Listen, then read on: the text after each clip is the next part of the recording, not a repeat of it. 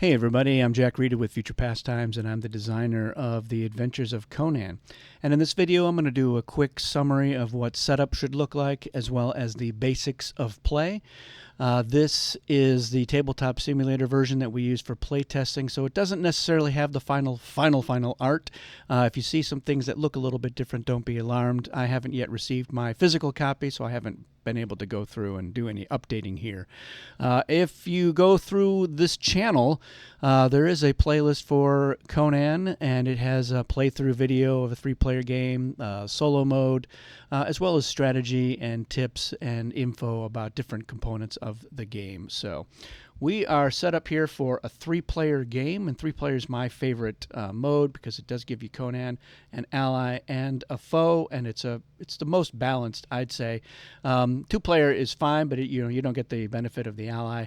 And 4-player is a little bit more challenging for Conan because you have 2 foes, and that means that you're going to have more foe dice on average. So it's just a little bit tougher. The 4-player team game is more balanced, and I like that as well. But we're going to do 3 players here. So what you're going to do is everyone's going to choose their character. And each character card has a different special ability on each side. So you're going to want to choose which one to start with face up. There are effects in the game that can let you flip your card, but you could be using that one ability for a while before it does flip. Some abilities, like both of Conan's abilities, instruct you to flip the card once you use the ability, and that is true on both sides. So pick the side that you want and get the little player resource guide. It's actually a little folded booklet and not a flat token like I have here. So it's got the cover. It'll have strategy tips on the inside, and it'll have the actual dice thing will be here underneath your main action phase chart. So each character gets that. Your character card is going to show you which dice that you're going to start off with. So Conan gets 2 of the orange and 2 of the sort of off-white with the orange characters. The ally, there's 2 different primary dice for the ally. So Abbott is using the lighter green with the dark green symbols, not the dark green ones with the white symbols. So those you're not going to use. He'll get 2 of the general pool dice as well. Same thing with the foe. There's 2 red primary and 2 black primary. We're using Tothaman, who has red, and then you'll get 2 of the general. The remaining dice, you're going to form a pool of 4 more general for the foe and for the ally, and the other 4, 2 of each type for Conan. Off to the side, these are the dice that players are going to be able to buy at the start of each round, and that they'll return at the end of each round. And we'll get into that a little bit. All characters start with 1 gold. And all characters except for Conan will start with a challenge token, which they'll put face down into their personal pool, and they can look at what that token is, and they'll be adding more tokens to their pool. Conan can gain and place challenge tokens. It's just a little bit more challenging for him to do that. It's not as frequent. We've got the plot track set up.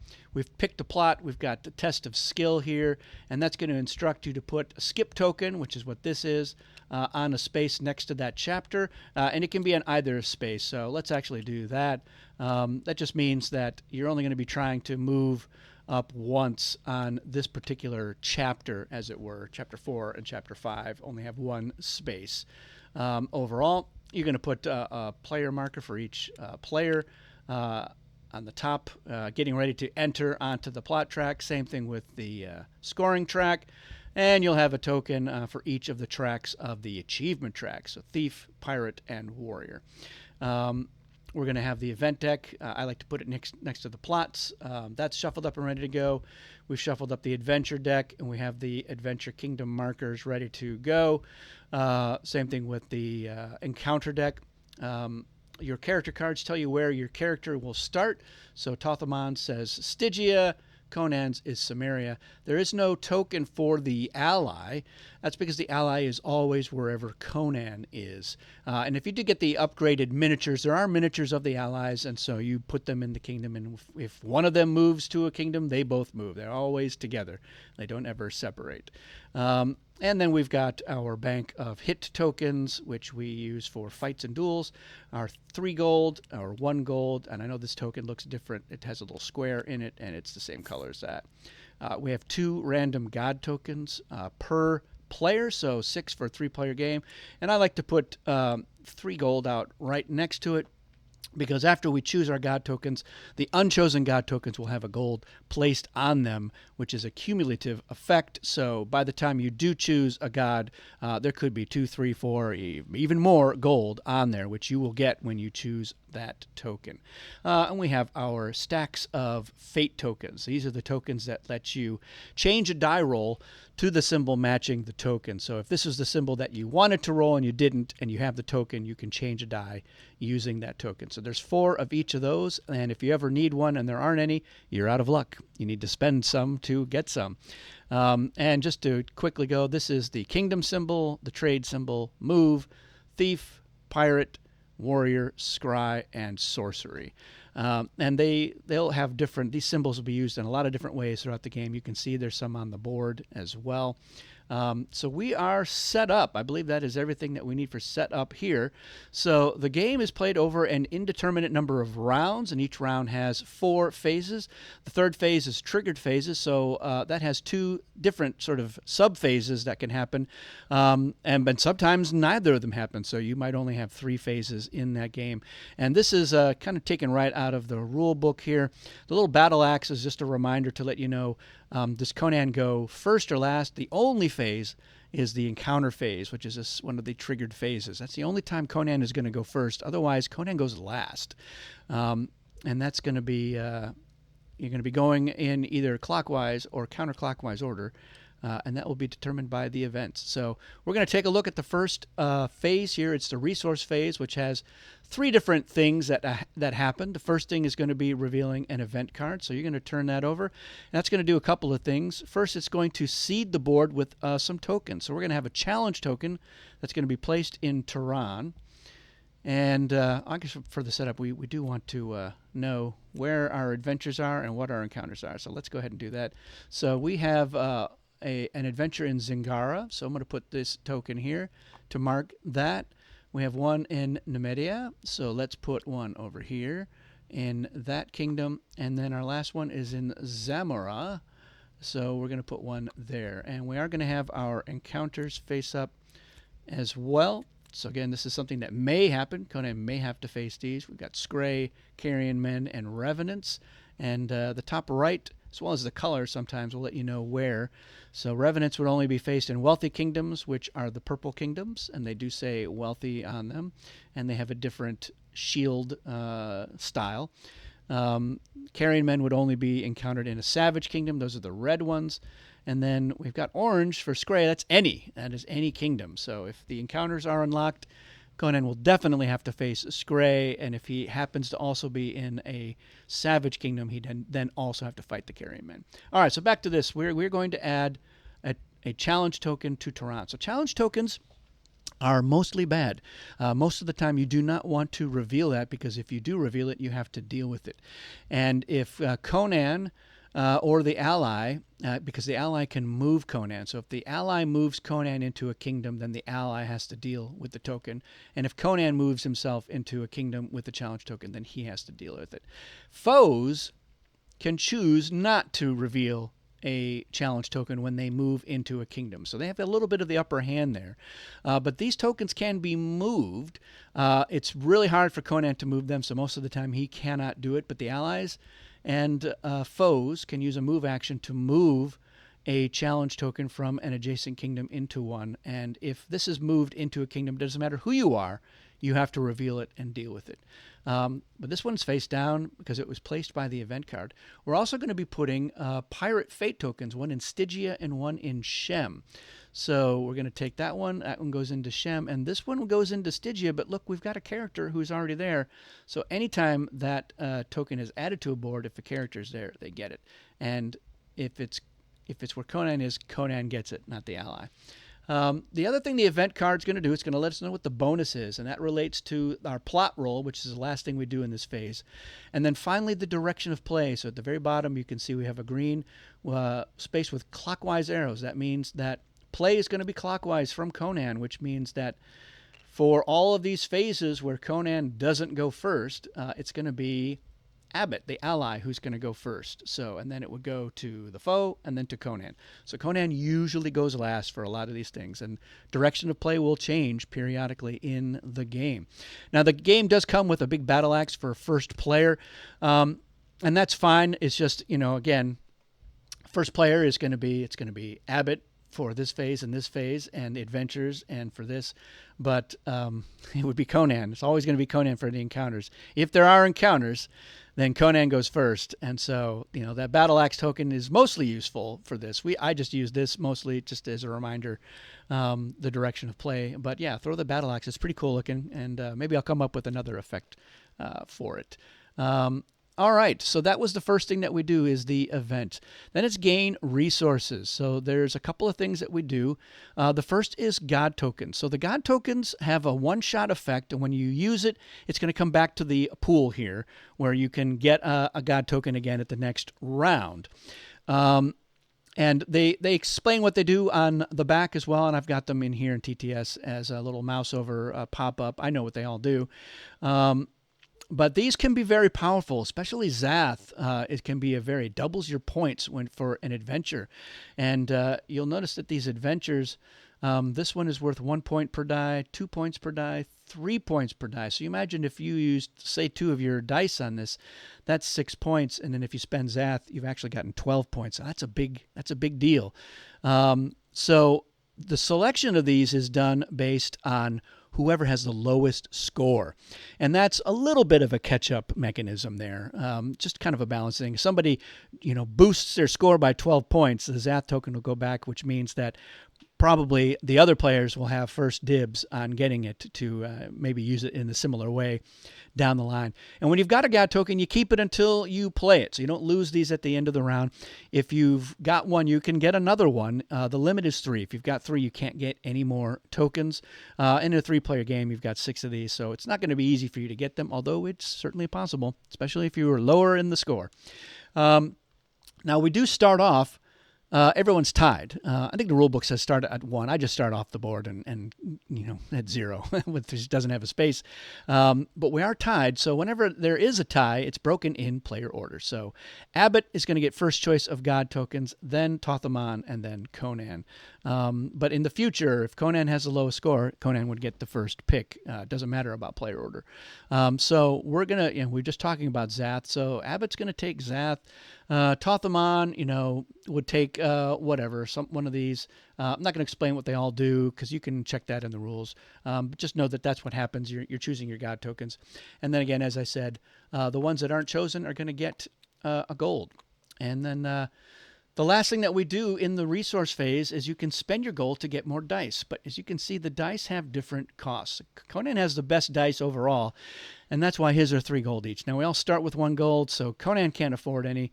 The allies, those are 2 gold each, and the ally can't afford any. But the foe can spend their 1 gold, and they probably would, because more dice is almost always better.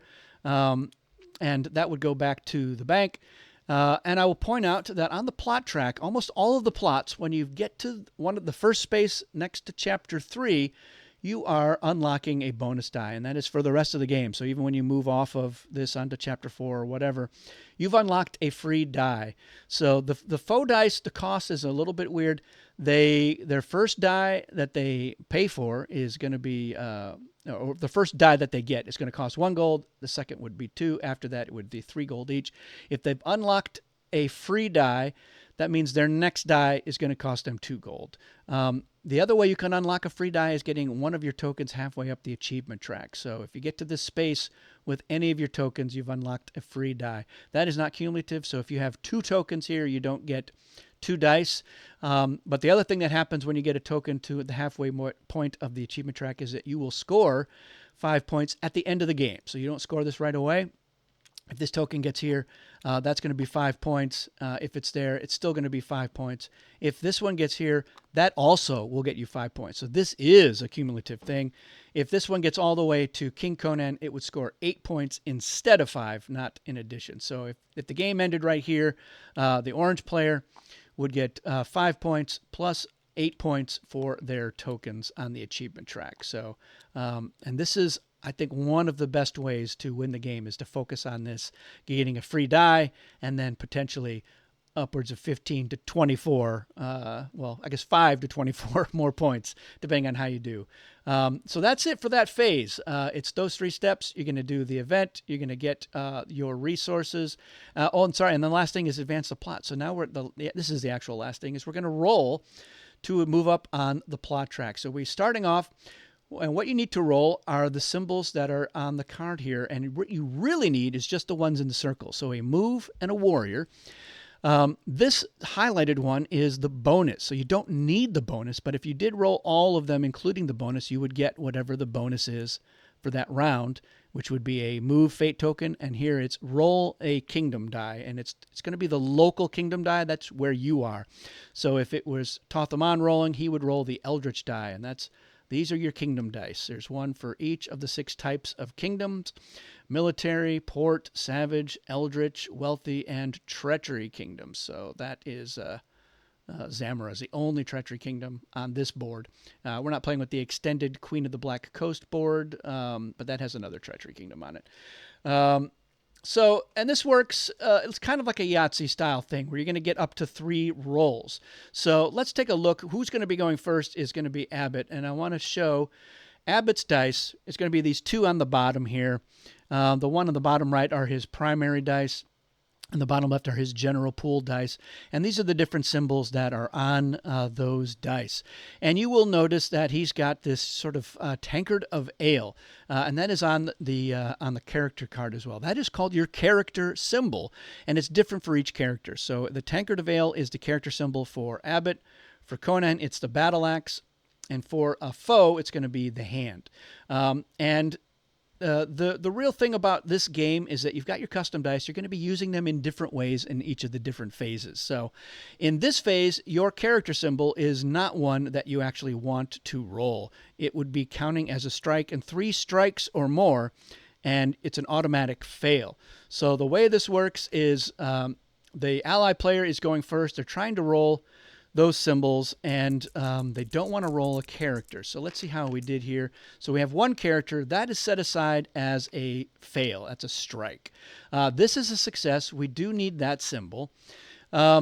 This scry symbol we don't need, but remember I said it's Yahtzee style, so we're going to get up to 2 more rolls. So this one I can re-roll again. Now this symbol here matches the bonus. Now I can set this aside and see if I can just roll a move.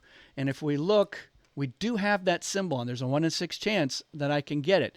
But if I roll this again, I've got a wild symbol on here. Let me see if I can find it. There he is. The star is a wild. So I can roll both of these again because I just want to move up on the track. The bonus would be nice, but let me see how I can do with 3 rolls. All right, so there I've got the star. And this I rolled is the symbol I already need. It's not a character, so I can roll this again. And the great thing about the plot roll is that the wild doesn't have to be assigned, not for this phase.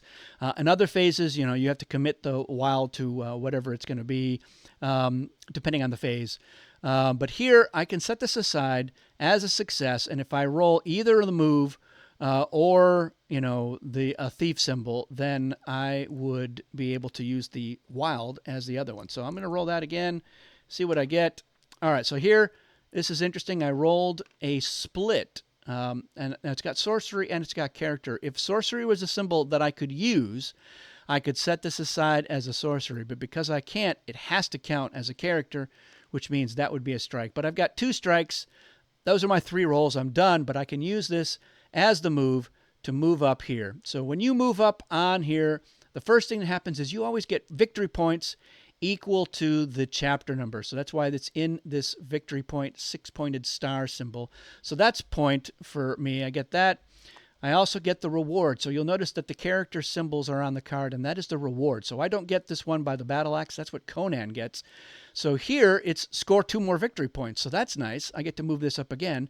And you'll notice there are symbols on the victory point track. This is a gold symbol, so I would get a gold for getting onto that. And if I moved past it, I would still get the gold. So if I had gotten 4 points, whatever, or 3 more points, I would still get that gold. If you move backwards, and that's possible, you don't get anything for going backwards, but if I moved back again, I would get it for moving up on that space again. So that's how the victory point track works.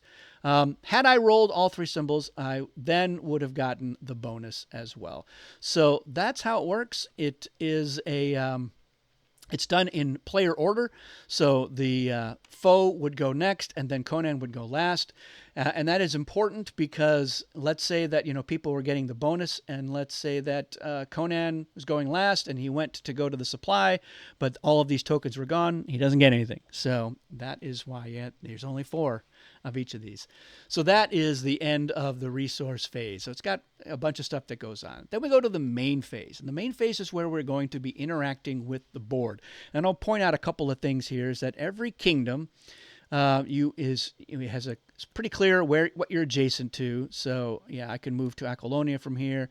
I could move to Pictlin. I could move to Nordheim with a move action, Border Kingdom. Every kingdom has a type. So we talked about that: savage, wealthy, eldritch, military. Every kingdom has a unique ability. So the one for Samaria is when you use this unique ability, you gain a warrior fate token. So that's pretty good. And at the bottom, all the kingdoms have 1 or more attributes. And that is used in a couple of different ways. It's used for gaining fate tokens. If you roll a kingdom die and you get... not necessarily roll a kingdom die, but you'll say, gain a local fate token. It'll be one that matches an attribute that you're in. And they're used for encounters as well. And the snowflake is only used for encounters. So that's just so these 4 northern kingdoms here have that. But the rest of them will correspond to fate tokens, and they can be used in that way. It's also important for the achievement track because Conan and the ally can spend dice matching these symbols if they're in a kingdom matching that symbol and then move up. So if Conan rolls a warrior, he's in Samaria, which is a warrior kingdom, that would let him move 1 up on the warrior track. So paying attention to where you are and where you want to go and what you've rolled is very important. So the way that this main phase works is everybody would roll their dice simultaneously. And you're going to put your results here on the active dice side of your character card. And then starting with whoever is first in turn order, what you do is you spend a die to do a corresponding action, and then the next player does the same. And you keep going around until all the dice have been spent. So let's take a closer look at the phase icons, and it's not the phase icons, but the main action actions here. We've got all the different symbols that can be on the dice. And as you can see, in just about every case, especially for Conan, you've got 2 different things you can do with those results. The first thing is we look at the character symbol. So that is Conan's battle axe. The first thing that you can do is deploy a die, and that is using the battle axe almost like a wild. It has some limitations, and that is what this little line with the little arrows pointing at most of the symbols, that is referring to deploy. So it starts at the battle axe, it goes out and down, and it points to the symbols here. It doesn't point to scry or sorcery. So Conan cannot use a character symbol to do that. And if we look at the ally, you see that the ally can. It goes all the way down to scry. So they can use their tankard for all of those actions except for sorcery. And if we look at the foe, they can use it for everything except scry. So it skips over scry. They can do sorcery.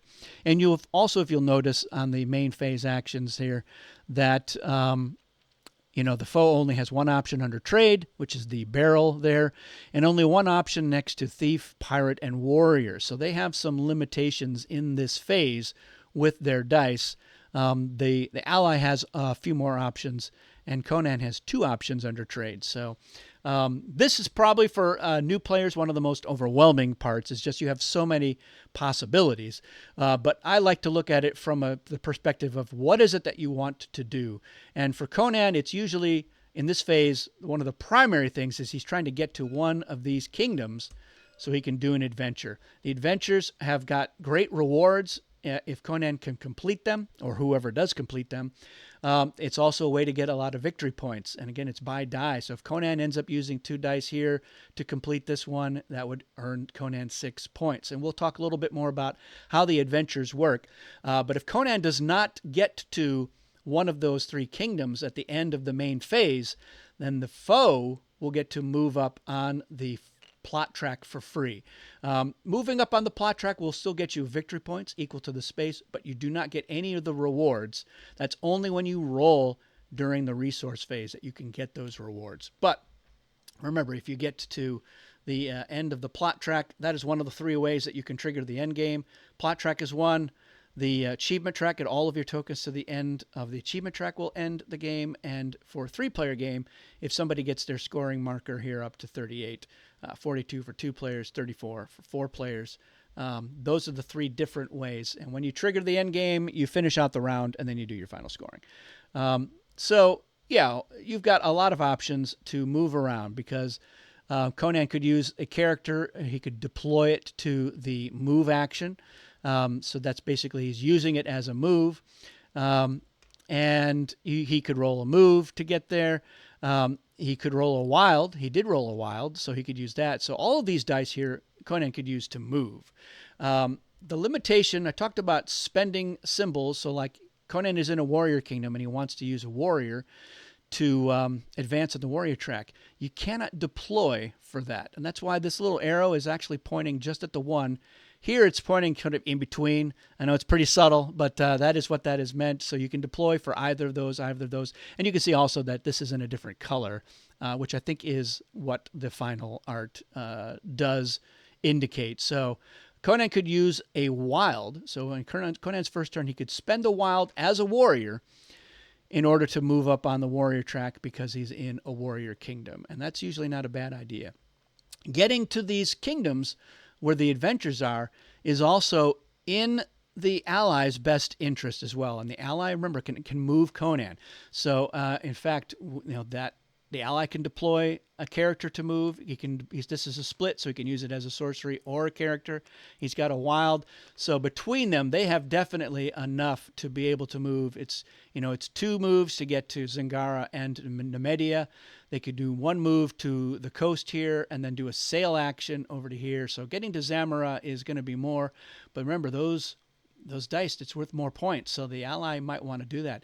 The other thing is that if the ally, and this is one of the little nuance rules, if the ally ever moves Conan into a kingdom that contains an adventure, the ally gets a local fate token. So if he moved Conan into Numidia, they could get a thief token or a trade token. And if they moved into Zingara, it would be a thief or a pirate, etc. So that is the sort of carrot approach. The stick is if Conan is in a kingdom with an adventure. If the ally moves him out, Conan gets a local kingdom for the kingdom that he moves to. So here you would get either a pirate or a warrior. There are no fate tokens for Snowflake, so you don't get that. So that's one of the primary objectives. They may want to try to pick up this fate token here. That might be nice. They could go there, depending on what they've rolled. So like all of these dice can be used in a fight. And so Conan might want to move into a kingdom with the foe in order to fight him. And I'll talk a little bit about fights here in just a moment. Fights are a way to get points and a way to harass the other player. If we look at what the foe rolled, the foe also has currently 4 dice that can be used in a fight because you can use warriors, you can use wilds, and you can deploy your character to warrior in order to form a fight pool. So right now, Conan would not be anxious to get into a fight with the foe and vice versa. So like I said, in this phase, it would be starting with Abbott, who would have all of his rolls on the active dice side, and then would use the first action. One of the other things that usually the foe, but also the ally and even Conan to some extent, is to use their action to place a die on the encounter track. And here your character symbol cannot be used. You have to roll a legit symbol here. But the foe on their first action might decide to use their warrior to place it on here. And what's going to happen is the next phase after we're done with all of those dice are the triggered phases. So the encounter phase is triggered if there's enough dice on the encounter track and it's equal to the number of players. So if there are at least 3 dice, and there could be 4, then that will unlock these cards. The other thing that you check, though, is where's Conan at the end of the phase. So if Conan is, let's say that Conan is here, you can check to see if any of these, if they've been unlocked, do they apply. Now, the Scray, as we mentioned, is any, so he would have to fight the Scray. And Conan is in Tehran, which is both a port and savage kingdom. And so this is a savage kingdom, so he would have to fight the Carryman. And you would do this from left to right. So the reason that the foe and the ally might want to unlock encounters is that Conan would have to face these first, and if he does and is not successful, he's potentially going to suffer the penalties, which for many of them, the blood-dripping sword is a wound. And when you are wounded, you have to set aside a die for the rest of the round. And if Conan has fewer dice when it comes to the adventure, that means that the other players have a better chance of getting victory points. And that will make more sense when I talk about how the adventures work. But Conan with fewer dice is definitely an objective that both of the other players are going to want. Because remember, it's everyone for themselves here. It's not, unless you're doing the team mode for 4 players. The ally sometimes wants to help Conan and sometimes doesn't, because they're trying to have the highest victory point number at the end of the game, just like everybody else. So weakening Conan is always in everyone else's best interests. So this is something that you can do, and even Conan can do that. And why would Conan want to help unlock the encounters? Well, first of all, when you finish the main phase, if the encounters are unlocked, for every foe die that is on the encounter track, both of the other players, the ally and Conan, have to set aside that many dice. So Conan would pick which die he doesn't get to roll. And so he's rolling with a smaller pool of dice to try to beat these. So trying to get 4 symbols with 3 dice, it's possible because Conan does have the double warrior, and he's the only one that has that. It's possible, but it's really hard. So Conan doesn't like to roll fewer dice. But the trade-off here is for every die that any player, Conan, ally, or foe, if they have a die on the encounter track that matches a symbol that they need to roll, they can leave that die there and they don't have to roll that symbol. They've already got it. It's sort of pre-rolled for them. And if Conan, let's say that he had rolled this, decides to say, yeah, I'm going to put that on this space because it can be a move or a warrior, so I'm going to cover that up. He has now got 2 warriors that he's already rolled. So if he did have to fight the Scray, he would only need to roll a move and a sorcery. He's got those 2. And I will point out here is you notice how these 2 have got these highlighted diamonds. That means that when Conan rolls for this, these results can only be counted if they're with his primary orange dice. So again, if Conan has the double warrior on the encounter track, well, he's got those. Now he only needs to roll a sorcery or a warrior. He doesn't have a sorcery, but he's got a wild, and warrior is the easiest symbol for him to roll. So he would have a real easy time with the carrion men, and slightly more challenging because he doesn't have a sorcery, and he has thief on his secondary dice. This is a little more challenging, but again, knowing that he's got those results. So you put your dice up on here, that's pre-rolled. So this is an automatic warrior for the foe if the foe has to roll. And again, I'll explain how the encounters work here in just a second. So yeah, a lot of times what happens is when somebody puts a die up on the encounter track, it can have a domino effect where other people are like, oh. And again, if Conan puts that up there, that means he's blocking the foe from putting a die on that space as well. So that might be something that one of these other players wants to do in order to figure that out. And you can negotiate. Conan can negotiate with, the ally and say, hey, look, if you block out, one of these symbols so that the foe can't put on there, because right now the foe does have a sorcery, and he's got a wild as well. So if the foe wants to put a 4th die up here after Conan and the ally have already done it, they still will be able to. But maybe they want to do something else. Who knows? But Conan can say, yeah, if you put a die up there, I will, I'll use two of your dice on this adventure wherever we go. It's not a binding deal, I have to point out, but there's the metagame of every time you say you're going to do something, you don't do it. I'm going to hold that against you. So yeah, that's how the main phase works. So you're not only paying attention to what you have rolled, but you do want to look at what the other people. It's all public. So you're like, all right, what do I want to do? And what's the foe doing? The foe is trying to maybe put challenge tokens down. They cannot ever be put into a territory that has a character. So you're going to try to put them where you think they're going to go. I mean, they're probably going to go to a kingdom with an adventure. They can move them. So remember, the foe can say, I'm going to move this token into here and then force you to deal with it. And that would actually be a good thing. So that's maybe not, they didn't know what that was. That kingdom effect is good. But like I said, most of these are bad. That's actually good too.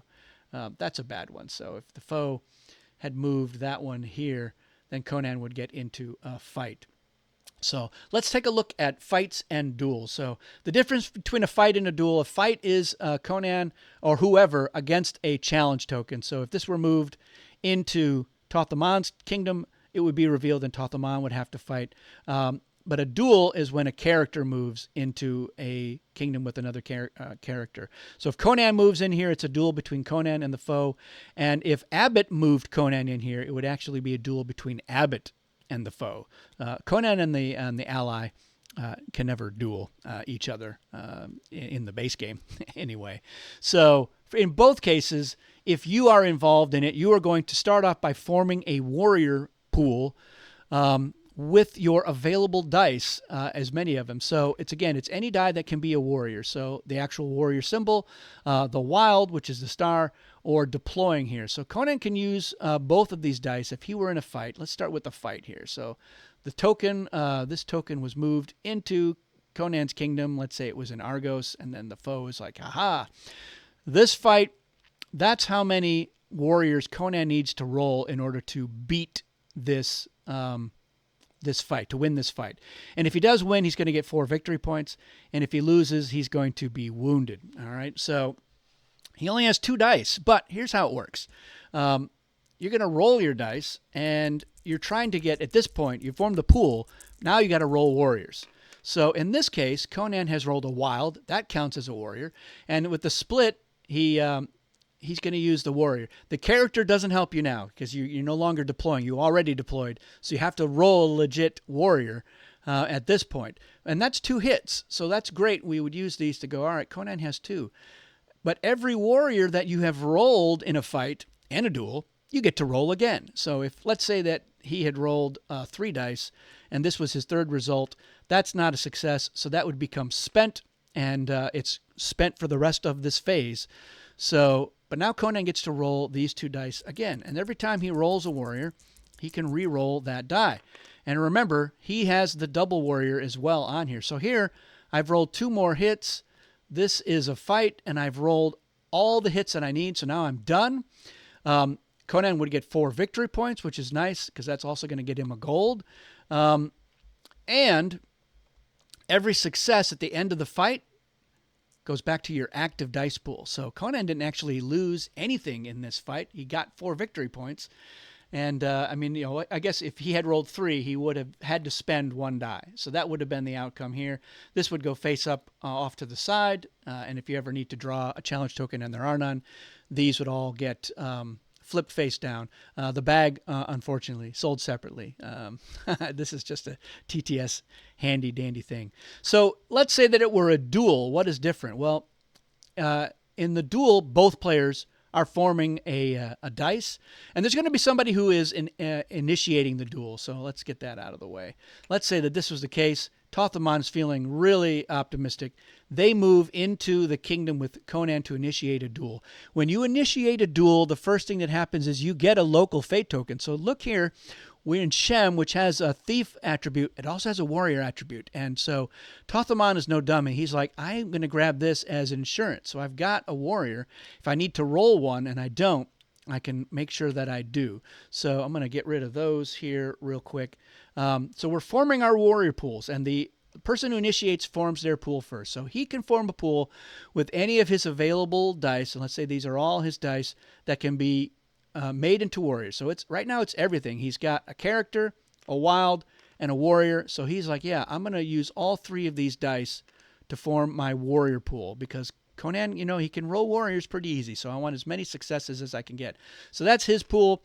Based on his pool, that is when Conan decides what to use for his pool. So he could say, I'm just going to use this die because I'm feeling really lucky. But in this case, he's gonna use both of them. So he's formed his pool. And now both players roll simultaneously for the duel. And it works just like the fight. You're looking for successes. So here, that is a whiff. That's going to go away. These 2 are also fails. Here we've rolled a warrior because it's one of the 2. And here we've rolled 1. So in this case, both players would have a hit. And Tothamon is going to save his fate token. So these are now spent. So these would go on the spent side. And now you roll again. And it's going to be, you're trying to get to whoever has rolled the most. And so this is not good for Tothamon. This is another success for Conan.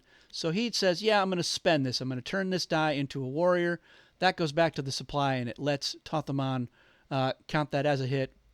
And now they get to both roll again. And we'll see how, if his luck can hold out.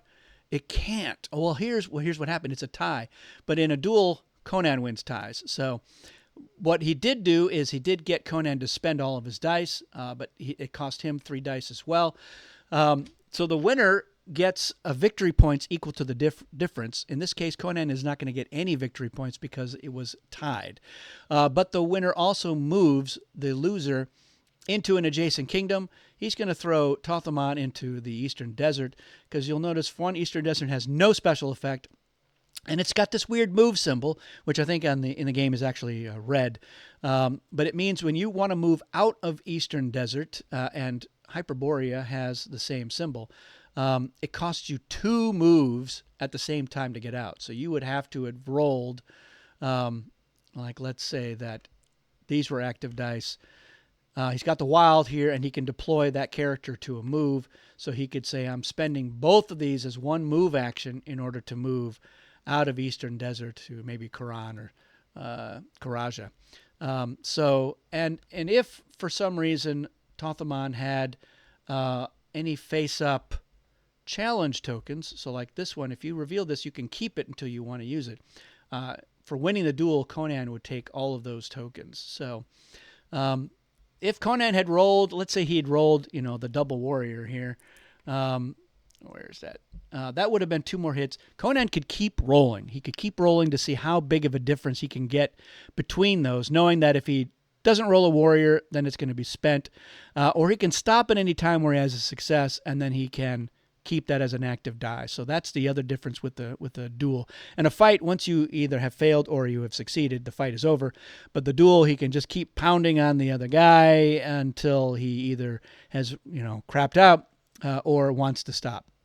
So getting into a duel with Conan, especially if he has any orange dice, because 1 orange die, you roll 2 successes with one side, and he has a 50-50 chance of getting a warrior on his orange dice. So, when you decide to have a duel or to, move a fight challenge token in, you want to see what is Conan, did he use these up to move up on the, if this were his role, did he use this to move up on the warrior track? And now, he can't duel at all with these 2 dice. So this would be a great time to pick a fight with Conan. So you have to really pay attention to which dice you're using in which order. Same thing with the ally. If the ally wants to use these warriors to advance on warrior, they're going to want to make sure that Conan is, hasn't moved to a kingdom where they can't do it. So that's all the stuff that goes on in the main phase. So now we're up to the triggered phases. So the encounter phase will happen first. Again, in this case, there's only 2 dice, so encounters would not happen. But let's say that there were 3 dice up there. They put, let's say they rolled something else here. Not that. Scry. They put that scry up there, so they are unlocked. So what happens is, again, we look at where Conan is. Does it match any of these? It's in this case, if he's in Samaria, yeah, it's going to match both of these. And so we fight them in this order. So, as I mentioned, we look how many faux dice are on the track. There's 1, so Conan has to set aside 1 die. Cannot use this die. Let's get rid of these guys. Cannot use this die for this phase. So this is the difference between a wound and a set-aside dice. He's not wounded yet, so he'll get this back at the end of the encounter. In fact, if he's setting aside a die for this one, he can decide, you know what, I'm going to set aside this die for that one so that I can roll these two dice. And probably he would, but you have to fight these in order left to right. So in this case, he's going to say, in fact, Conan is going to set aside this die because remember, look, he has 2 warrior successes already. So to win this, he's just going to need to roll a move and a wild, or 2 wilds. But the thing with the encounter is it's 1 roll. So he's got 1 shot to do it, and he's going to look and see how he did, and he didn't get it. Now, this is a fail for Conan, but he does not immediately suffer the penalties because someone else has to finish this encounter for that to happen. So now we go to the next player in turn order. So remember, this is the only phase where Conan goes first, but then it proceeds in player order. So again, it's Abbott. So Abbott's going to go next. Abbott also, as an ally, has to set aside 1 die. But what he can do is he can say, well, I don't need a scry, so I'm going to set aside this die right here. And so he doesn't get to roll that. He does not get to use Conan's successes because they're on the encounter track. It's only what Conan rolled, and he didn't roll anything useful. So Abbott is not going to be able, he doesn't have a double warrior. He's not going to be successful here. But any successes that he does roll have to be applied. So he's got to put a warrior down, and then he's got to decide what this is going to be. He's going to pick sorcery because he knows that's how it's a very easy symbol for the foe to roll. So now we go to the next player, and it's the last player, and they're going to take all of their dice. They don't have to. The foe doesn't have to set aside any dice. And remember, the foe has an automatic hit here. So we're looking, what does the foe need to roll? Well, he's got the automatic success with the warrior. He's got this warrior, and he's got the sorcerer. So he just needs to roll a move symbol with his 4 dice. So let's see how he can do. And, oh, he didn't do it. Didn't get it on here. And his God token's not going to help him, and neither is his fate token. Now, if he had a move, he could spend that there.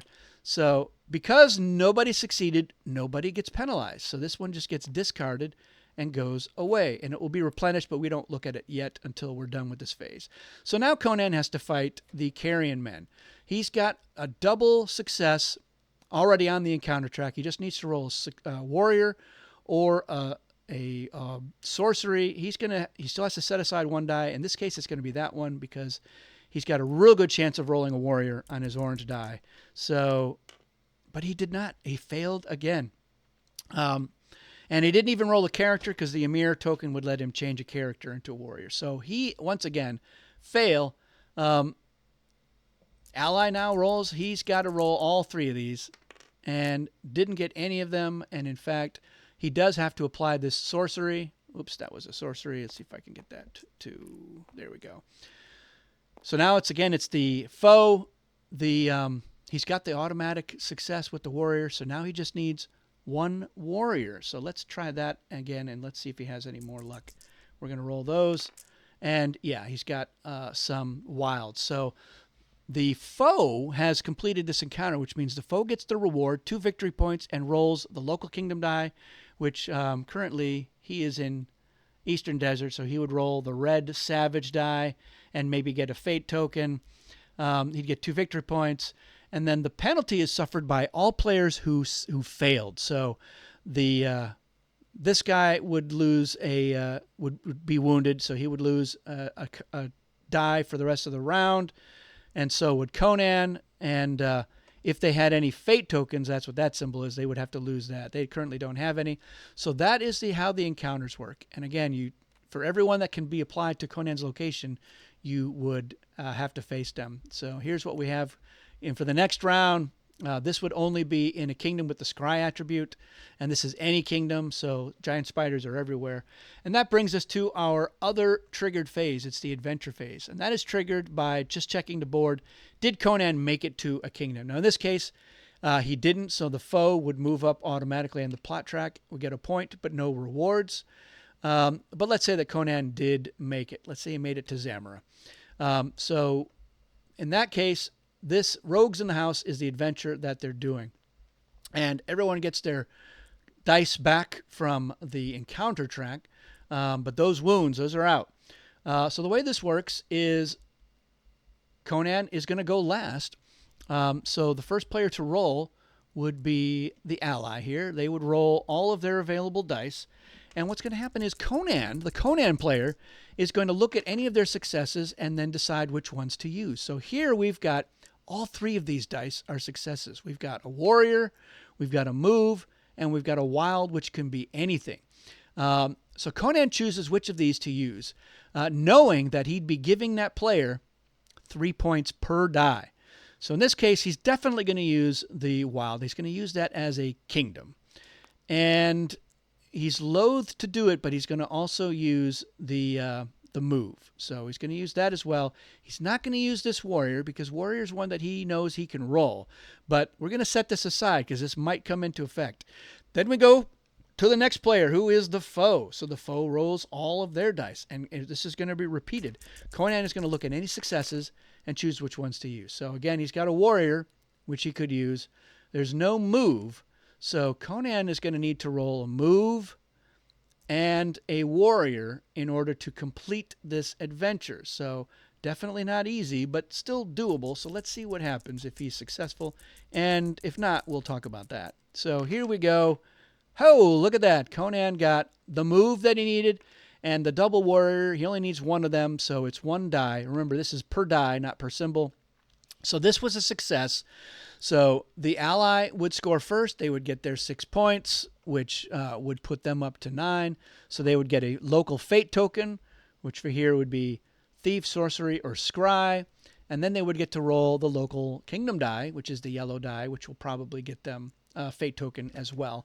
Then, likewise, Conan scores his 6 points and gets his goodies as well. And then Conan, because he's the one who finished that adventure, will get the card. And we'll look at that here in a second. Before we do, let's say that Conan did not roll. First of all, let's say that he did not roll the warrior. So we'll say that this was, he rolled that. So the character's not going to help him in this case. So we had, this was a wild, put that, what is that? Which one is the wild? 4? No, 5, 6. No, 3, 2. I don't know. Let's say that that's the wild. Well, this normally, there it is. Okay. So this wild was the kingdom. He had the move. He had the other move. What happens is we check in player order. Does anyone have a symbol that can be applied? And we can see that both players do. But if we're going in order, we would check with Abbott. So Abbott can apply his last die, finishing this up, and that means Abbott gets the card. This would still score. So in this case, Abbott would get 9 points, and Conan would get 3 points, and Abbott would get the card. If this was something else, we would check with Abbott. His can't be on there. We would check with the foe. His can. In this case, the foe gets the card, and only the foe's dice are scored. So the foe would get 3 points. The other two players would get nothing. So that is a big deal. It's really important. And Conan, the Conan player, the pressure is on him. If somebody has rolled a success, if it were like this and Conan was like, great, I'm putting on, Conan does this. He doesn't use any of his own dice. But if Conan is the one who's choosing the dice and placing them, they would get the points. It would be 6 points for the foe, 6 points for Abbott. But Conan would get the card. And sometimes it's worth it. Sometimes it's worth it, especially if you're doing an adventure where you're only giving away 1 point. So Island of No Return, it's only 1 point per die. And so it might be worth it just for the rewards. The rewards happen in the last phase. And so that's what we'll talk about. If nobody completes it on one go-around, then everybody rolls their unchosen dice. So let's say that none of these dice were applicable and nobody finished the adventure. You get one more shot. So you would repeat the whole thing. Abbott would roll first. Conan would choose any of those dice he wants to use. Then the other players would roll all of their available unchosen dice. And then Conan, once again, after deciding whose successes to use, would try to roll the remaining symbol. And the same thing applies. If nobody gets it, then it's the adventure just fails and is discarded. But here, let's say that was, the kingdom, 2 moves, and the warrior, Conan, would get 3 points and would get the card. 6 points for the foe, 3 points for the ally. So yeah, for Conan, it's the trade-off of how many points are you willing to give away to get the reward. And we'll see why giving away all the points might still be worth it as we get to the last phase, the end of round phase. So for what happens is, first of all, everybody who bought or acquired extra dice returns their dice to the pool, because you'll have to get those again. And the next thing is adventures. Anybody who has an adventure card and is in the matching kingdom. So Conan just finished this adventure, so of course he's there. And if Abbott had just finished it, Abbott would be there. They get the reward. So here it's advance on your lowest achievement. So if we look at the achievement track, right now they're all the lowest, so you can choose which one. If Conan were to advance on Thief, he'd get a gold. If he were to advance on Pirate, he wouldn't get anything right away, but the next time he would get a Fate token. Here you get to roll the local kingdom die, which if he is in Zamora, he'd roll the yellow die. The next thing he gets is he'd get to roll the treachery die again, and then he would score 2 more victory points. Now, on future rounds, if Conan is ever in Zamora, he gets these rewards again. Now, if he has 2 adventures in Zamora, he would choose which one he'd want to get. So if you can't get to an adventure, but you have an adventure card, that gives you 1 more location where you might want to go, because these are good to get. If the foe had gotten the card, the foe obviously didn't finish this round in Zamora. They're here in the Eastern Desert, so they would not get any of those rewards.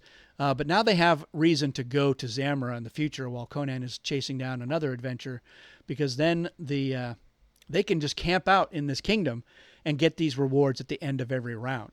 And that's a reason why Conan might want to eventually go and duel them in order to push them into a different kingdom and force them to have to move over there in the future.